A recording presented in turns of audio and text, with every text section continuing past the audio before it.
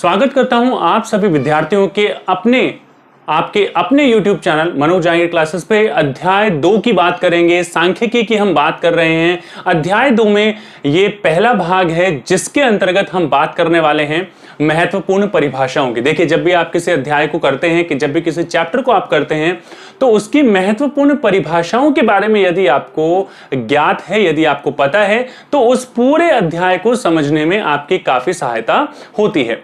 तो इसी के साथ हम लोग शुरू करते हैं अध्याय 2 का भाग 1, जिसमें मैं आपको कुछ महत्वपूर्ण परिभाषाओं के बारे में बताने जा रहा हूं। सबसे पहले अगर हम बात करें सांख्यिकीय जांच या सांख्यिकीय जांच पड़ताल भी बोल सकते हैं आप इसे, ज्यादातर इसे सांख्यिकीय जांच के नाम से जाना जाता है। सांख्यिकीय जांच क्या होती है? वह अनुसंधान जिसके अंतर्गत किसी विषय पर संख्यात्मक सूचनाएं एकत्रित की जाती है या संख्यात्मक सूचना एकत्रित की जाती है। आप अर्थशास्त्र के विद्यार्थी हैं। अर्थशास्त्र में आंकड़ों से आंकड़ों को सर्वप्रथम आंकड़ों को एकत्रित किया जाता है और आंकड़ों को एकत्रित करने के बाद उनका बाकी प्रक्रिया में, जो सांख्यिकी प्रक्रिया में उसको रखा जाता है और उनसे कुछ निष्कर्ष निकाले जाते हैं, जिसके अंदर आप प्रस्तुतिकरण आदि चीजों को भी सम्मिलित कर सकते हैं। तो यहां पर हम ये कह सकते हैं कि वह अनुसंधान जिसके अंतर्गत किसी विषय पर संख्यात्मक सूचना को एकत्रित किया जाता है उसे सांख्यिकीय जांच कहते हैं। तो एक अनुसंधान होता है जिसके अंतर्गत हम ये सूचनाएं एकत्रित करते हैं। आशा करता हूं आपको ये परिभाषा वो समझ में आ गई होगी। किसी भी चीज के विषय में अगर आपको जानकारी चाहिए तो आपको उससे संबंधित सूचनाओं को एकत्रित करना पड़ेगा। जब आप सूचनाओं को एकत्रित करते हैं, अनुसंधान करते हैं, तो उसे हम बोलते हैं सांख्यिकीय जांच या स्टैटिस्टिकल इंक्वायरी भी कहा जाता है। इसके बाद हम बात करेंगे अनुसंधानकर्ता यानी कि इन्वेस्टिगेटर। अब इन्वेस्टिगेटर कौन होता है? अनुसंधानकर्ता वह व्यक्ति होता है, वो व्यक्ति जो सांख्यिकीय सूचनाओं को एकत्रित करता है। तो यहां पर हम परिभाषा के तौर पर इसे कैसे समझा सकते हैं? सांख्यिकीय जांच को संचालित करने वाले व्यक्ति को अनुसंधानकर्ता कहते हैं। इसे अन्वेषणकर्ता भी कहा जाता है, क्योंकि ये वह व्यक्ति होता है जो जांच कर रहा है, जांच के लिए कदम उठाता है, सूचनाओं को एकत्रित करता है, या तो स्वयं एकत्रित करता है या गणकों के द्वारा एकत्रित करता है। यानी कि अनुसंधानकर्ता के कुछ लोग, जिनको हम गणक कहते हैं, जो सूचना एकत्रित करने में सहायता प्रदान करते हैं। आप अगली जो परिभाषा है वह गणक के बारे में ही है। तो अनुसंधानकर्ता वह व्यक्ति है जो सूचना को एकत्रित करता है, सूचनाओं को एकत्रित करता है, जांच को संचालित करता है, सांख्यिकीय जांच को संचालित करता है। अब बात करते हैं तीसरी परिभाषा की कि गणक कौन होते हैं। तो यदि हम गणकों की बात करें, यदि हम गणक की बात करें, तो गणक वह व्यक्ति होता है, ये वह व्यक्ति होता है जो आंकड़ों के संकलन में अनुसंधानकर्ता की मदद करता है। यानी कि जैसा कि मैंने यहां लिखा है कि आंकड़ों के संकलन में अनुसंधानकर्ता के मददकर्ताओं को गणक कहा जाता है। यानी कि जो अनुसंधानकर्ता की मदद करते हैं आंकड़ों को सम्मिलित करने में, क्योंकि एक अनुसंधानकर्ता अलग अलग जगहों पर जाकर आंकड़ों को एकत्रित नहीं कर सकता है एक समय में, तो अलग अलग जगह पर अलग अलग लोगों की आवश्यकता पड़ती है। और ये व्यक्ति जो अनुसंधानकर्ता की मदद करते हैं आंकड़ों को एकत्रित करने में, उनको हम बोलते हैं गणक। तो यहां पर इसके बाद हम बात करें तो गणक ऐसे ही नहीं बन जाते हैं, इन्हें अनुसूचियां भरवाने के संबंध में प्रशिक्षण दिया जाता है, और जिससे शुद्ध सूचनाओं को एकत्रित किया जा सके, यानी कि शुद्धतापूर्ण सूचनाएं हमें प्राप्त हो, उसमें किसी भी प्रकार की कमी या त्रुटि ना रह जाए। तो ऐसे व्यक्तियों को प्रशिक्षण दिया जाता है अनुसंधानकर्ता द्वारा अनुसूचियों को भरवाने में। जैसे कि यदि आप किसी ट्रेन में सफर कर रहे हैं और आपके पास कोई व्यक्ति आता है और आपको कुछ सूचना देने के लिए कहता है कि आपको कितनी बार आप रेल के द्वारा आते जाते हैं, आपको रेल की सुविधाएं कैसे लगी, स्वच्छता का ध्यान रखा जाता है या नहीं रखा जाता है, जो शौचालय वगैरह हैं क्या वहां पर सफाई आपको मिली या नहीं मिली। तो इस प्रकार की सूचना रेल से यदि आपने कभी आवाजाही की है तो आपको इस प्रकार की सूचनाएं कभी ना कभी या तो आपने देखा होगा या इस प्रकार की सूचनाएं आपने प्रदान की होंगी। आप अगर एयरपोर्ट वगैरह भी जाते हैं, फ्लाइट वगैरह से आते जाते हैं, तो उसके बारे में भी आपको अपना अनुभव जो है बताना पड़ता है। तो इस तरीके से सूचनाओं को एकत्रित किया जाता है। सेवाओं को जो है सेवाओं में यदि कोई कमी है तो उस कमी को दूर किया जाता है।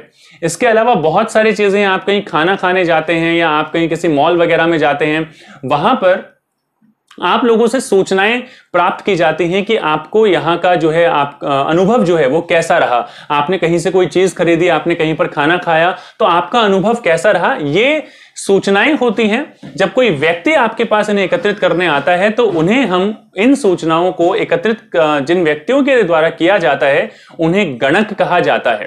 तो आशा करता हूं कि आपको गणक की परिभाषा पूर्ण रूप से समझ में आई होगी। अब बात करते हैं उत्तरदाता कौन होता है, यानी कि रेस्पोंडेंट्स कौन होते हैं। अगर हम उत्तरदाता की बात करें तो उत्तरदाता वह व्यक्ति है, जैसे कि मैंने अभी मॉल का एग्जांपल दिया, जैसे कि मैंने एयरपोर्ट का एग्जांपल दिया, ट्रेन में आप जो है सफर कर रहे हैं तो वहां पर जो व्यक्ति सूचना प्रदान कर रहा है, सूचना प्रदाता है, उस व्यक्ति को उत्तरदाता कहा जाता है, रेस्पोंडेंट कहा जाता है। यानी कि गणक वह व्यक्ति जो सूचनाएं एकत्रित करता है अनुसंधानकर्ता के बिहाफ पर, और जो उत्तरदाता है वह व्यक्ति होता है जो सूचनाएं प्रदान करता है, सूचना प्रदान करता है। तो उत्तरदाता कौन है? वह व्यक्ति जो प्रश्नावली के प्रश्नों का सही उत्तर देकर वास्तविक आंकड़े प्रदान करता है। तो यहां पर हम बात करते हैं कि जो प्रश्नावली हम रखते हैं, जो प्रश्न पूछे जाते हैं, प्रश्नावली यानी प्रश्नों की आवली, प्रश्नों की पंक्ति। तो प्रश्नों की पंक्ति या प्रश्नावली जो होती है उसमें हमारे सभी प्रश्न होते हैं जो हमें किसी भी व्यक्ति से पूछने होते हैं, जिनसे हमें लगता है कि इनके पास ये सूचना जो है ये अपने आप में जो है उस सूचना को समाहित करते हैं और उनसे हमें ये सूचना मिल सकती है। तो ऐसे व्यक्तियों को उत्तरदाता कहा जाता है जो प्रश्नावली का सही प्रश्नों का उत्तर देकर वास्तविक आंकड़े, वास्तविक सूचना प्रदान करते हैं। इसके बाद हम बात करते हैं सर्वेक्षण। ये सर्वेक्षण क्या होता है, या आर्थिक सर्वेक्षण या फिर इकोनॉमिक सर्वे या फिर सर्वे, ये क्या होता है? तो आंकड़ों को एकत्रित करने की विधि को सर्वेक्षण कहा जाता है। जब भी आप आप जो है प्रति व्यक्ति आय को पता लगाना चाहते हैं अपने मोहल्ले में, तो आपको प्रत्येक व्यक्ति के पास जाकर वो सूचना लेनी पड़ेगी और उसको हम कहते हैं सर्वे या सर्वेक्षण। तो आंकड़ों को एकत्रित करने की विधि को सर्वेक्षण कहा जाता है। सर्वेक्षण आप किस लिए करते हैं, इसका क्या उद्देश्य है? इसका उद्देश्य एकत्रित किए गए आंकड़ों की व्याख्या करना होता है। यानी कि जो भी आंकड़े आपने एकत्रित किए हैं उन आंकड़ों में जैसे कीमत से संबंधित चीजों को की व्याख्या करना, गुण से संबंधित चीजों की व्याख्या करना, उपयोगिता से संबंधित चीजों की व्याख्या करना, तो इस तरीके से आप उनकी व्याख्या करते हैं। ये परिभाषा हुई सर्वेक्षण की। इससे पहले कि मैं आखिरी ये जो परिभाषा है वो करवाऊं, मैं आपको बताना चाहता हूं प्रथम अध्याय के सभी वीडियोस जो है YouTube चैनल पर अवेलेबल हैं। आप जाइए, उन्हें देखिए, पसंद करते हैं तो हमें कमेंट बॉक्स में कमेंट करके जरूर बताएं। अच्छा लगा तो बताएं, बुरा लगा तो भी जरूर बताएं, और अगर अच्छा लगा तो लाइक करना ना भूलें, चैनल को सब्सक्राइब करना ना भूलें, क्योंकि यही वो चीजें हैं जिनसे हमें जो है मोटिवेशन मिलता है इसी तरीके के और भी वीडियोस बनाने का। अगर आपको और भी वीडियो चाहिए आप मुझे जरूर कमेंट सेक्शन में बताएं और अपने अनुभव भी जरूर हमारे साथ जो है साझा करें। तो आगे हम बात करते हैं समग्र अथवा जनगणना। तो मैं आपको बताना चाहता हूं कि जब भी हम कोई सर्वेक्षण करते हैं, कोई भी सांख्यिकीय जांच करते हैं, तो दो तरीके से कर सकते हैं। या तो हम प्रत्येक व्यक्ति से, मान लीजिए यहां पर जो है किसी मोहल्ले में 300 व्यक्ति हैं और ये 300 व्यक्ति, यहां पर ये डॉट डॉट डॉट लगा रहा हूं मैं इस तरीके से, आप समझ सकते हैं। तो यदि प्रत्येक व्यक्ति के पास जाकर और मैं वो सूचना एकत्रित कर रहा हूं, तो यहां पर ये जो सभी मदें हैं, ये जो 300 लोग हैं, इनको मद कहते हैं। तो सांख्यिकी में किसी विषय से संबंधित प्रति व्यक्ति आय या फिर उनकी वर्किंग कंडीशंस के बारे में, हम जो है कार्यशैली के बारे में, बहुत सारी चीजें हैं जिनके बारे में हम जो है आंकड़े एकत्रित कर सकते हैं। तो सांख्यिकी में किसी भी विषय से संबंधित सभी मदों के कुल समूह को, यानी कि जो 300 मद हैं, 300 व्यक्ति हैं जिनके बारे में हम जो है आर्थिक सर्वेक्षण करने वाले हैं, सांख्यिकीय जांच करने वाले हैं, इन 300 व्यक्तियों को हम कहेंगे समग्र अथवा जनगणना। मैं एक बार फिर से बताता हूं, इंग्लिश में इसे कहा जाता है सेंसस या फिर यूनिवर्स या फिर पॉपुलेशन। तो यहां पर सांख्यिकी में किसी विषय से संबंधित सभी मदों, यानी टोटल कितने लोग हैं, चाहे 10 लोग हैं, 20 लोग हैं, आपकी क्लास की अगर मैं स्टडी करता हूं, मान लीजिए आपकी क्लास में 30 बच्चे हैं या फिर मान लीजिए 25 बच्चे हैं, कितने भी बच्चे आप ले सकते हैं। अगर उन 25 बच्चों की मैं बात करूं तो जो सर्वेक्षण मैं कर रहा हूं, जो सांख्यिकीय जांच में कर रहा हूं, ये 25 बच्चे जो हैं, इनके समूह को मैं समग्र कहूंगा अथवा जनगणना कहूंगा, सेंसस कहूंगा। यहां पर यूनिवर्स या फिर सेंसस आप इन्हें कह सकते हैं।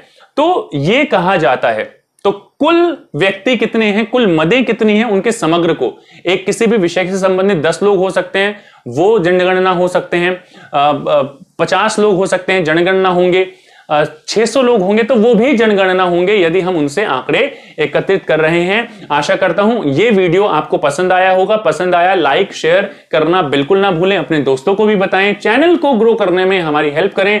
अगर आप हमें सोशल मीडिया पर फॉलो करना चाहते हैं, फेसबुक और इंस्टाग्राम पर मैं आपको मिल जाऊंगा, मनोज जहांगीर क्लासेस के नाम से ही हमारे अकाउंट है, सोशल हैंडल्स हैं, आप हमें जाएं, सब्सक्राइब करें और अंत में जरूर बताएं कि आपको ये वीडियो कैसा लगा। मिलते हैं इसी तरीके के किसी और वीडियो में, तब तक के लिए देखते रहिए आपका अपना चैनल मनोज जहांगीर क्लासेस।